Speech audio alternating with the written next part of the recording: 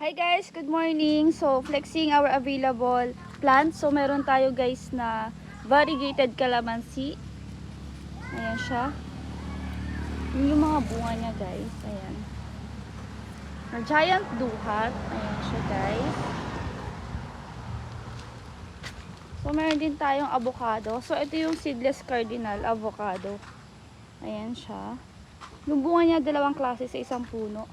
Merong seedless and merong cardinal o yung malalaking bunga ng avocado.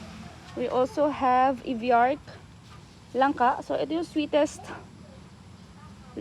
jackfruit in the world. So according sa Google guys yan. And Abu, yung red, yellow kaimito. Ayan siya. Yellow kaimito, Abu. Meron din tayong kiat-kiat, pongkan. Pongkan ito guys, pongkan. Seed,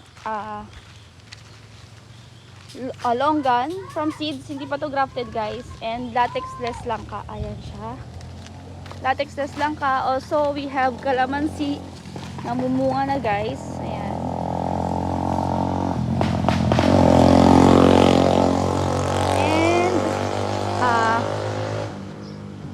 Red guava. Yan yung itsura ng kanyang dahon. Pomegranate guys. Ayan. Meron din tayong pomegranate.